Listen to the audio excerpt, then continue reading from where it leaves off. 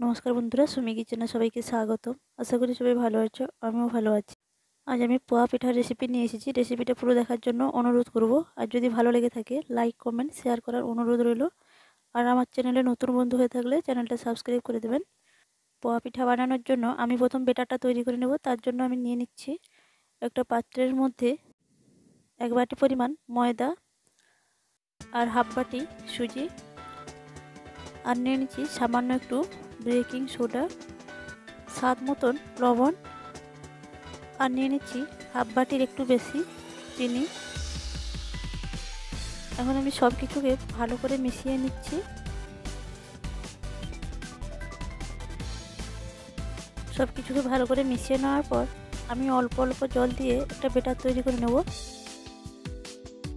আর বেটারটা তৈরি করার সময় একবারে জল দিয়ে বেটারটা তৈরি করবে না, তাহলে পাতলা হয়ে যাওয়ার সম্ভাবনা থাকে। তো পারফেক্টভাবে বেটারটা তৈরি করার জন্য অল্প অল্প জল দিয়ে বেটারটা তৈরি করে নিতে হবে।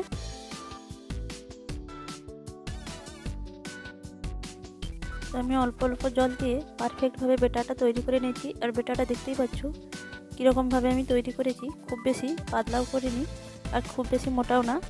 আর এখন আমি বেটারটা 10 মিনিটের জন্য রেস্টে রেখে দেবো। আর এদিকে আমি একটা কড়াই বসিয়ে কড়াইয়ের মধ্যে একটা ছোট প্লেটের আকারে বাটি নিয়েছি। তো বাটিটাও আমি তেলের মধ্যে গরম করে নিয়েছি।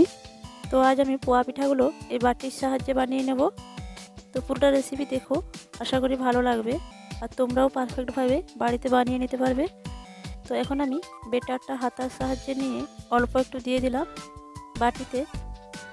তো এখন আমি সাবধানের সঙ্গে বাটিটা আস্তে করে তেলের মধ্যে ছেড়ে দেব। আর বাটিটা দেওয়ার পর 1.5 থেকে 2 মিনিট বাদে পিঠাটা ফুলে বাটি থেকে ছেড়ে আসবে, দেখতেই পাবে এক্ষুনি। তো দেখতেই পাচ্ছ বন্ধুরা পিঠাটা কতটা ফুলতে শুরু করেছে। আর বন্ধুরা বলে রাখি, প্রথম পিঠাটা হয়তো একটু উঠতে অসুবিধা হবে, তো ভয়ের কোনো কারণ নেই। প্রথম একটা অসুবিধা হলেও আর বাকি যতগুলো করবে সবগুলোই খুব ভালোভাবে উঠে যাবে। আর দেখতেই পাচ্ছ তো প্রথমের পিঠাটা আমার কত সুন্দরভাবে ফুলে উঠেছে। আর পিঠাটা এখন 2 পাশ উল্টিয়ে পাল্টিয়ে ভালো করে আমি লাল করে ভেজে নিচ্ছি। তো এই পিঠাটা আমার তৈরি হয়ে গেছে, এখন আমি উঠিয়ে নিচ্ছি। আর দেখতেই পাচ্ছ বন্ধুরা কতটা সুন্দরভাবে ফুলে উঠেছে। তো একই রকমভাবে আরগুলো আমি ভেজে নিচ্ছি। আর এই পিঠাগুলো ভাজার সময় গ্যাসের চুলাটা হাইতে রাখবে না, মিডিয়ামে রেখে পিঠাগুলো সব ভেজে নেবে, তাহলে পারফেক্টভাবে পিঠাগুলো তৈরি হবে। তো বন্ধুরা দেখতেই পাচ্ছ কত সুন্দরভাবে প্লেট থেকে পিঠাটা ছেড়ে এসেছে। তো এখন আমি প্লেটটা সরিয়ে পিঠাটা ভেজে নিচ্ছি।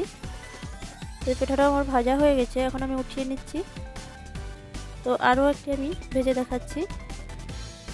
তো এরকম প্লেটের মধ্যে সামান্য একটু তেল নিয়ে এর মধ্যে আমি বেটারটা দিয়ে দিচ্ছি।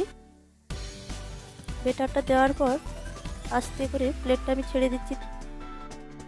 তো প্লেটটা ছেড়ে দেওয়ার পর 1.5 থেকে 2 মিনিট একটু অপেক্ষা করে নিতে হবে।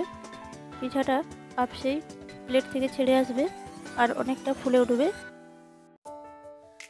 তো দেখতেই পাচ্ছ বন্ধুরা পিঠাটা কতটা সুন্দরভাবে ফুলে উঠেছে। তো একই রকম পদ্ধতিতে সবগুলো পিঠা আমি ভেজে নিচ্ছি। তো এখন আমার এই পিঠাটাও ভাজা হয়ে গেছে, উঠিয়ে নিচ্ছি। তো বন্ধুরা রেসিপিটা কেমন লাগলো কমেন্ট করে জানাবেন। আর ভালো লেগে থাকলে একটা লাইক দিয়ে দেবেন। চ্যানেলে নতুন হয়ে থাকলে চ্যানেলটা সাবস্ক্রাইব করবেন। আর পরবর্তী ভিডিও দেখার জন্য আমন্ত্রণ রইল। আর পুরোটা রেসিপি দেখার জন্য অনেক অনেক ধন্যবাদ।